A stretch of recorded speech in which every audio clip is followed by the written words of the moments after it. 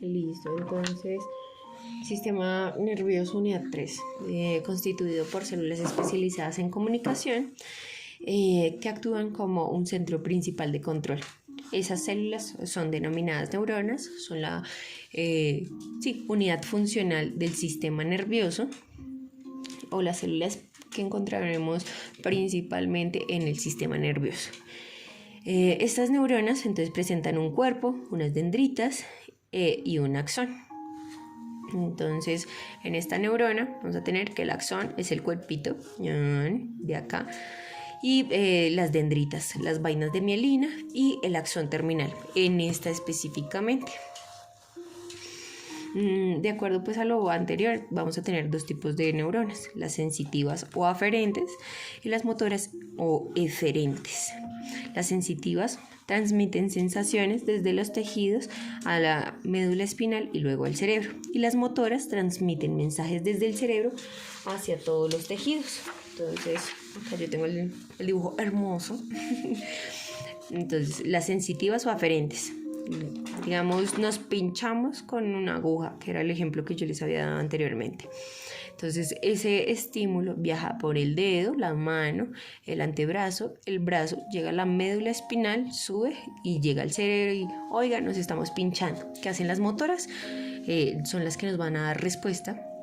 Entonces, las motoras o eferentes viajan, o sea, sí, podría decir que viajan, no, transmiten información desde el cerebro hacia la parte del cuerpo que se necesite o tejido. Entonces, desde el cerebro, después de que llegó esa información de, oiga, nos pinchamos, dicen, pues quite el dedo. Entonces, viaja desde el cerebro hacia la médula. Desde la médula sale por unos nervios laterales que se tienen, por el torso hacia el brazo, antebrazo, la mano, dedo, y uno quita pues el dedito para que ya no siga doliendo. Entonces, de acuerdo a esa información anterior, las funciones son la de regular todas las funciones corporales como la digestión, circulación, respiración y demás, y controla funciones mentales como la voluntad, el lenguaje, la emoción, la memoria. ¿Listo? Para comprender un poco mejor lo que sería el funcionamiento y la estructura del sistema nervioso, se divide en tres partes para mejorar esa comprensión: el sistema nervioso central, el sistema nervioso autónomo y el sistema nervioso periférico. Entonces, 2 segundos. Siguiente hojita. Entonces, sistema nervioso central. 2 segundos. Listo. Entonces, el sistema nervioso central está compuesto por el encéfalo y la médula. Interviene en todo lo que sería las acciones voluntarias y donde se vean involucrados los músculos esqueléticos. Después tenemos lo que sería el cerebro, hasta acá, o sea, hasta acá. Este pedazote hasta acá, porque esto sería el cerebelo, el bulbo raquídeo y la médula espinal, valga la redundancia. Entonces, el cerebro está dividido en 2 hemisferios. Entonces, este es el cerebro visto desde adelante. Uy, se ve horrible el mío. ¿Qué importa? Entonces, se ve desde adelante, digamos, se ve así, aunque se ve aquí mucho más planito. Entonces, vamos a tener un hemisferio, que sería el hemisferio derecho, y otro acá, que sería el izquierdo. Ahí no hay pierde, ¿verdad? Aquí lo estamos viendo de frente. Digamos que para que uno se ubique, acá hay una nariz, acá hay una boca. Aquí lo estamos viendo de frente como si fueran unos ojitos. Y están comunicados por una estructura que se llama el cuerpo calloso. Entonces, el cuerpo calloso está aquí en la mitad de estos dos y comunica de este lado con este lado. Recordemos que entonces, si una persona es diestra, como yo, el hemisferio que controla los movimientos finos que hago con la mano para estos dibujos sería el hemisferio izquierdo, o sea, este. Recordemos que estamos viendo a la persona de frente, entonces para mi derecha sería la izquierda de él y viceversa. Listo. En cada hemisferio encontramos unos lóbulos que reciben el nombre del hueso con el que pues acompañan. Entonces, a ver si lo tengo por acá con un dibujo.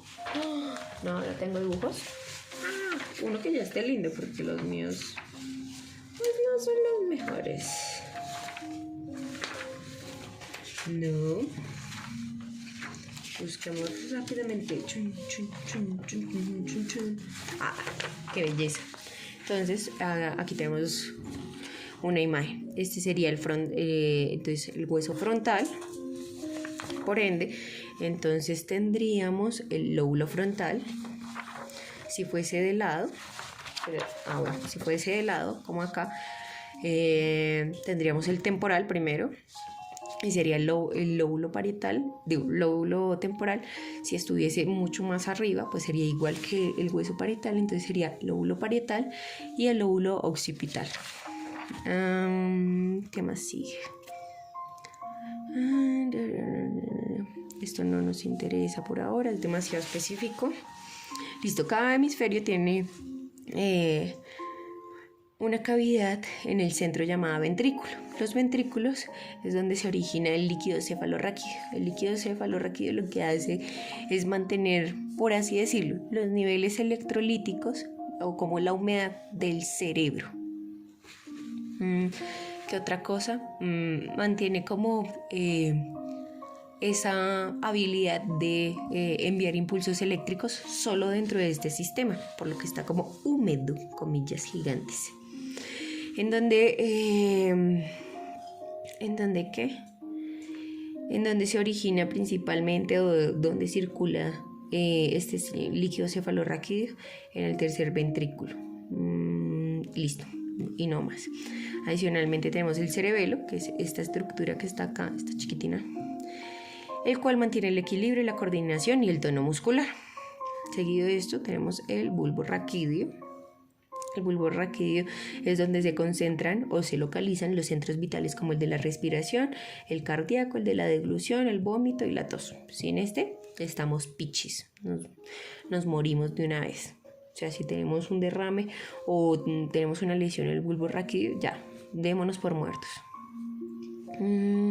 Después sigue la médula espinal, que sería esta, la cual es un cilindro de tejido nervioso que va desde el bulbo raquídeo, o sea, desde acá, y tiene su prolongación hasta la T1. Entonces acá en la de los huesitos, entonces ella pasa por todo esto, ella pasa literalmente a través de todo esto, chan. Aquí estamos como en las torácicas, tan, y llegamos a las lumbares, que sería hasta acá. ¿Cómo así que pasa a través de todas ellas? Los huesitos de las vértebras tienen un huequito. Digamos, esta es una vértebra. Ellas vienen como con un cachito acá, otro cachito acá, así. Y acá tienen un huequito. Por este huequito es que pasa la médula espinal. Y todas ellas tienen ese huequito y se apilan unas encima de las otras para dejar un huequito perfecto. ¿Listo? Listo. Ahí dice que llega hasta T1. Donde termina o culmina T1 no, L1, que sería lumbar 1, en donde termina en un manojo de nervios llamados cola de caballo. ¿Qué más sigue? Listo. Entonces, el daño en cualquier parte de nuestra médula causa una interrupción de la función. ¿A qué se refiere, digamos, esa parte del texto? Entonces, hipotéticamente, si nosotros tenemos un daño en cualquier parte de la médula, digamos, tuvimos un daño en C7, en la cervical 7, todo de aquí para abajo va a presentar alteraciones o males funcionamientos o no va a funcionar nada. Entonces, cuando una persona tiene, por ejemplo, paraplegia es que los dos miembros inferiores pues no funcionan, no tienen sensibilidad, puede pasar cualquier cosa, pero significa que no funcionan en este caso. Es que la persona tuvo alguna lesión o alteración en lo que sería las vértebras lumbares, de las lumbares hacia abajo. Digamos, de pura piedra se lastimó la lumbar 1, la L1. De ahí para abajo van a presentar alteraciones de la percepción, motoras, sensitivas, lo que ustedes quieran, va a presentar. Listo. Aquí menciona que adicionalmente ese sistema nervioso central está envuelto en unas capas llamadas meninges. Esas meninges son la dura madre, la aracnoides y la pia madre. Acá hay una imagen de eso. Entonces, acá dice las meninges y este es el acercamiento. Entonces, vamos a tener dura madre, aracnoides y pia madre. La dura madre es la capa más externa y la más densa. ¿Listo? Siguiente, aracnoides. Por la aracnoides va a circular lo que sería el líquido cefalorraquídeo. Entonces, debajo de esta, aquí en este espacio. Adicionalmente, para que uno lo tenga como de referencia, está entre la dura madre y la pia madre. Y la pia madre es la capa más interna, la que está íntimamente relacionada con lo que sería el cerebro, la masa encefálica. Y ya, no digamos nada más porque si no después nos volvemos locos. Bueno, estas tres meninges no solo se van a presentar rodeando el cerebro, sino que adicionalmente van a rodear lo que sería la médula espinal. Entonces, hipotéticamente, digamos, acá vamos a tener rodeados a las tres meninges y en toda la médula espinal también vamos a tener esas tres meninges presentes. ¿Listo? Siguiente es el sistema nervioso periférico. Entonces, es una prolongación del sistema nervioso distribuido en 12 pares craneales y 31 pares raquídeos. Los nervios raquídeos salen desde la médula espinal y reciben su nombre según la posición de la columna, que es su origen. Los pares craneales salen directamente desde la base del cerebro y pueden tener una función sensitiva, motora o mixta. Entonces, 2 segunditos, pongo acá. Nervios raquídeo. Listo. 30 segundos. Listo. ¿Dónde está mi dibujito de...? Bueno, primero revisemos entonces los 12 pares craneales. Entonces, los 12 pares craneales, aquí los tenemos en la página 68. Y 2 segundos, nervios craneales. Lo escribo acá para poder tenerlos presentes. 2 segunditos. Chan, chan, chan, chan.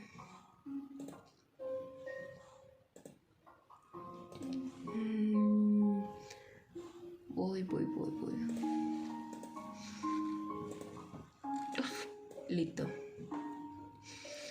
Entonces, listo. El primer par va a ser el nervio olfatorio. Es un nervio sensitivo. Vamos a ponerle acá. Sensitivo. Y se va en la nariz. No sé si se acuerdan que yo les envié un dibujito horrible. Pero no, de un muñequito que venía. Entonces voy a intentar hacer el dibujo. Entonces, uno sería la nariz. Listo. Entonces, el segundo par es el nervio óptico. Entonces, este también va a ser sensitivo. Y directamente en nuestro muñequito van a ser los glóbulos oculares del muñequito. El tercero es el nervio motor ocular común. Este es motor, como su nombre lo dice, e inerva los músculos del ojo, excepto a los que se inervan por un tipo de músculo que se llama el abducens, pero bueno, este inerva a esos músculos. Da la posibilidad a la persona de poder ver. Esa es como la diferencia de esos dos. Entonces vamos a dibujar a este encima.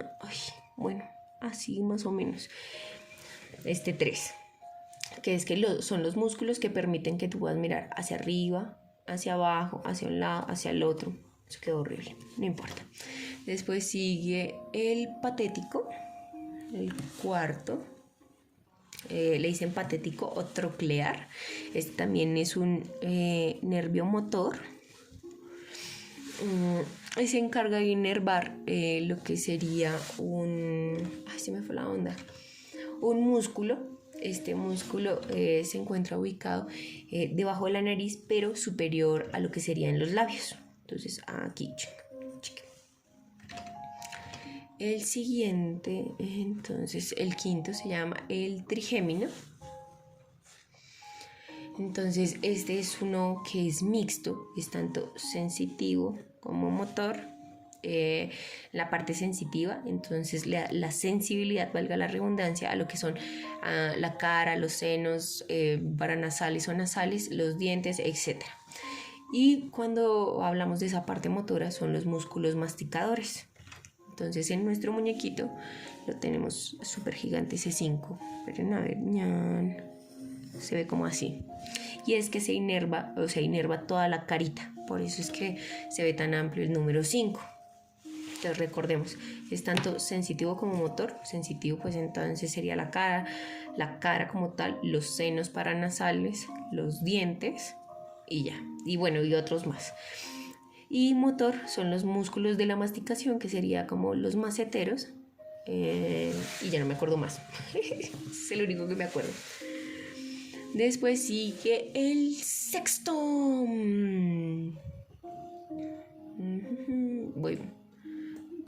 Estoy pensando cuál era. Sexto. Estoy mirando dónde está el sexto. Entonces, el otro es el nervio motor ocular externo. Entonces, como su nombre lo dice, este también es motor y se encarga de inervar músculos que permitan el movimiento del ojo. Entonces, vamos a ponerlos acá en el muñequito también, ahí están. ¿Qué otra cosa? Voy pensando. Chan. Listo. Séptimo, entonces sería el nervio facial.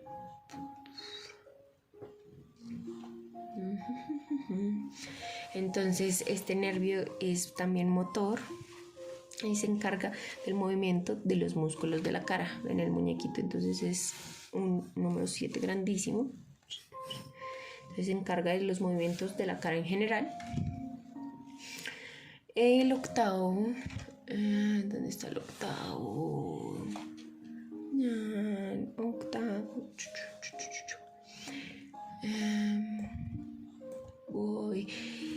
Es el nervio acústico o también llamado nervio vestibulococlear. Este es sensitivo y es el que, digamos, como que inerva a el oído interno. En el oído interno, digamos, es donde ocurre de forma sensitiva en la concha y demás, lo que sería la posibilidad de escuchar, pero ya, bueno, más adelante lo vemos. No me voy a poner a hablar popo ahorita. Después sigue el noveno es el nervio glosofaringeo. Entonces, este es motor y sensitivo. En su parte motora, entonces son los músculos faríngeos, y en la parte sensitiva sería la raíz de la lengua y la faringe. Y en nuestro muñequito lo vamos a tener como al fondo de la boquita, ¿listo? Para recordar esa parte de la faringe. Después, en el 10º par, vamos a tener el nervio vago. El nervio vago también va a ser sensitivo y motor, o sea, mixto. En su parte, digamos, motor y sensitivo. Listo. En su parte, digamos, como motora, entonces está el control de lo que sería el corazón, los pulmones, bronquios y el tracto gastrointestinal. Una gran parte, digamos, como el tracto. Y en esa parte sensitiva también el corazón, pulmones, bronquios, tráquea, laringe, faringe, tracto intestinal y lo que sería el oído externo. Nosotros lo tenemos como señalado aquí abajito, como en la mitad de lo que sería la lengua. Y ya, como para recordar esa parte gastrointestinal.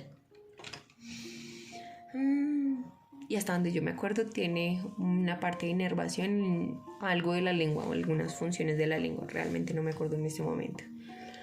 Después el 11 es el nervio espinal o nervio accesorio. Este es motor y se encarga de inervar a lo que sería el esternocleidomastoideo y el trapecio. Entonces el esternocleidomastoideo es... Yo tengo una fotito, una imagen. Bueno, usemos esta. Vamos a usar estas dos pegaditas, ya les indico. Entonces el esternocleidomastoideo es un músculo que va desde la apófisis mastoides de acá, esta bolita de acá, esternocleidomastoideo, listo. Se adhiere a lo que sería el esternón, por eso es esternocleidomastoideo. Entonces sería el esternón, la clavícula, la mastoides, la apófisis mastoides que les mencionaba, y no me acuerdo cuál era la otra. Entonces ese va desde acá, desde esta partecita hasta esta partecita. ¿Cómo saber cuál es el esternocleidomastoideo? Cuando ustedes giran la cabeza hacia un lado, de forma, pues valga la redundancia, miran hacia un lado totalmente, dejando el torso recto, y se miran el hombro, van a sentir detrás de su orejita un huesito. Y desde ese huesito van a poder sentir la protrusión del músculo esternocleidomastoideo. Entonces, bueno, y vamos en el 11. Entonces, nuestro dibujito sería, bueno, acá hay un 11, porque el trapecio es el músculo que uno ve en los señores que quieren hacer fisicoculturismo, que va como debajo del cuello. Entonces, hipotéticamente vamos a dibujar la nariz, eso, no, así. Entonces, este músculo que está acá y acá es el trapecio. Este también es el que inerva el 11º par craneal. Y el 12º par craneal se llama el nervio hipogloso. Este también es motor y se encarga de inervar a los músculos de la lengua. Entonces, en el muñequito, cuando uno ve la lengua del muñequito, ve que el número 2 está acá, porque es el que de forma principal gobierna o maneja lo que sería la lengua. Listo. Terminamos lo que serían los nervios, los 12 pares craneales, y de los 31 pares raquídeos. Entonces vamos a mencionar solo algunas generalidades. Entonces,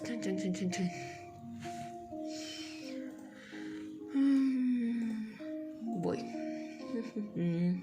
Listo. Entonces, de los 31 pares raquídeos, dicen que sale de la médula espinal y reciben su nombre según la posición de la columna en donde se originan. Entonces, ¿dónde tengo yo la columnita? Entonces, para explicar los raquídeos, vamos a usar esta hojita acá. Entonces, como habíamos mencionado anteriormente, nosotros tenemos la médula que pasa por acá y dice que va hasta T1, y en T1 hace esas prolongaciones que se ve como colita de caballo.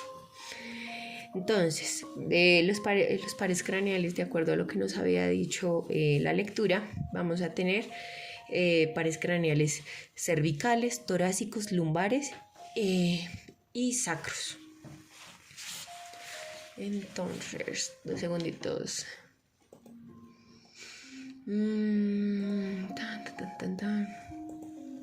Listo. Voy. Esto no lo necesitamos a ver. Esto tampoco. Listo. Entonces, de acuerdo a la información, entonces, de los cervicales, ¿cuántos pares craneales vamos a tener? 8. De los torácicos, 12. De los lumbares, 5. De los sacros también vamos a tener 5. Y los coxígeos vamos a tener 1. ¿Por qué 8? Vamos a contar los espacios que hay.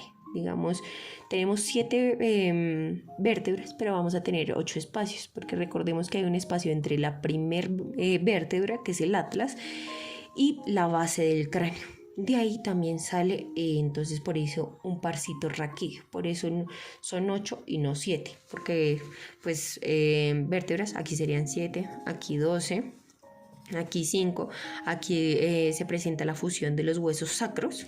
Entonces uno a veces solo dice que es sacro, como si fuera uno solito. Y un coxigio, porque pasa lo mismo, se fusionan, eso se pega ahí. Listo, entonces si tenemos un nervio raquídeo que sale de C3, hipotéticamente, es un nervio raquídeo cervical. Si sale de la parte torácica, es un nervio torácico, o sea, raquídeo torácico o torácico raquídeo, no sé.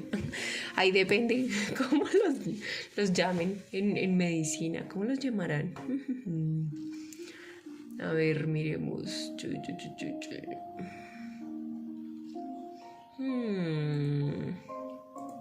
Estoy buscando a ver cómo los llaman normalmente. Vértebras.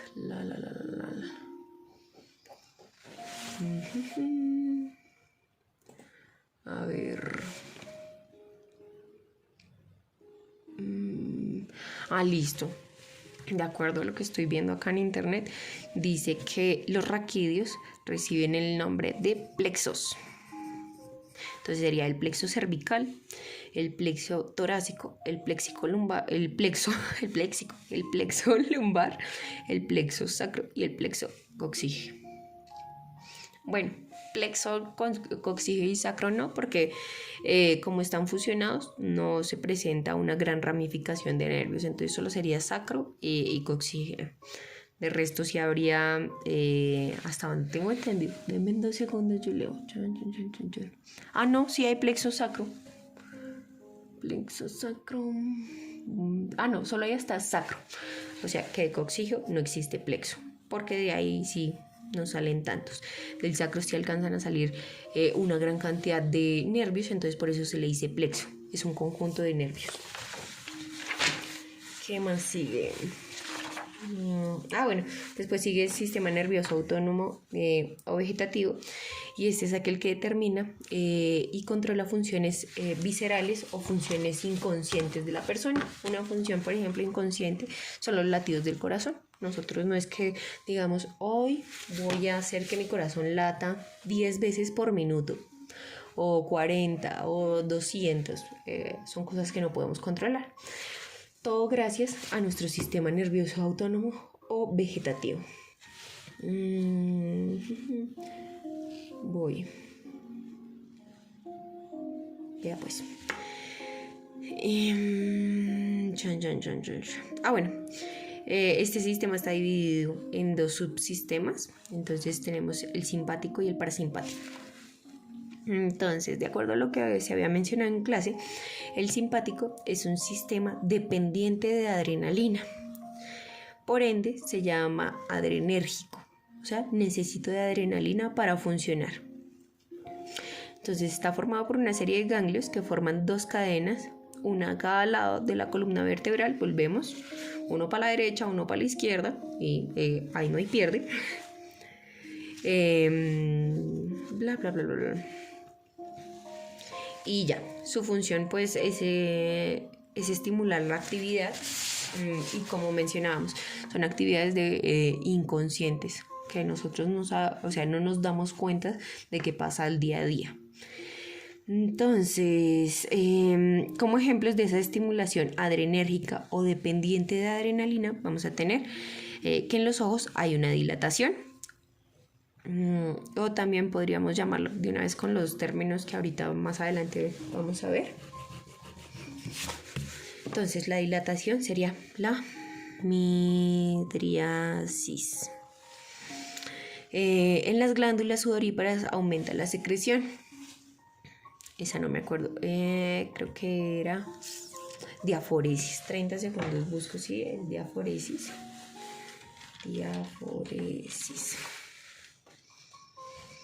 Sí. Entonces, diaforesis. Foresis. Una vez para tener los términos súper cool. En los bronquios se produce una dilatación, o sea, broncodilatación. Broncodilatación. Y en los vasos sanguíneos aumenta la tensión arterial. Hipotéticamente, estos son términos para relacionarlos, digamos, con esta información y para que sea de pronto más fácil de sintetizar esa información. Entonces podríamos hablar de hipertensión. Listo. Entonces, ¿qué pasa? Yo en el audio doy un ejemplo de qué pasa si un perro lo va a morder a uno. Entonces, el cuerpo segrega adrenalina y empiezan a darse reacciones dependientes de la adrenalina. Entonces aumenta la dilatación pupilar o le da una midriasis para poder observar mejor por dónde voy a coger para que el perro pues no sé, se le dificulte pasar y pues no me muerda. Las glándulas sudoríparas aumentan la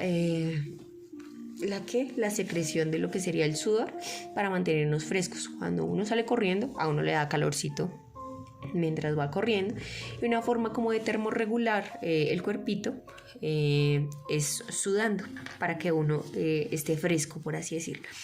En los bronquios se produce una dilatación porque necesitamos más que aumentar lo que sería ese intercambio gaseoso, o sea, mejorarlo.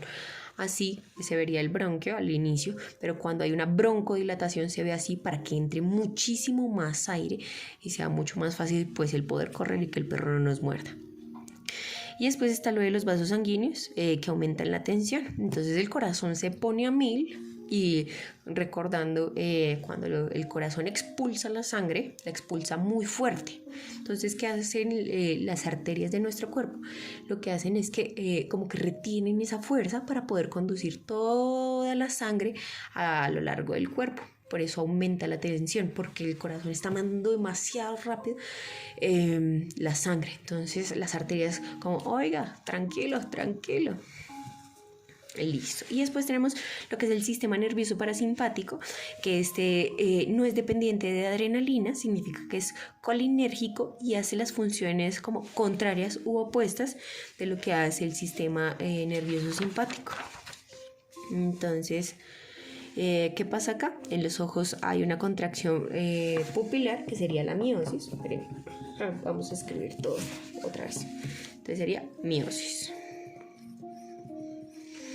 En el corazón hay una disminución de la frecuencia cardíaca. Entonces, habíamos hablado de... la frecuencia cardíaca aquí es... Y aquí hablábamos de la tensión. Bueno. Entonces, cuando hablamos de la frecuencia cardíaca, hablamos de bradicardia o taquicardia. Entonces, como hay una disminución, sería bradicardia. En los vasos sanguíneos hay una disminución de la tensión arterial, entonces sería hipotensión.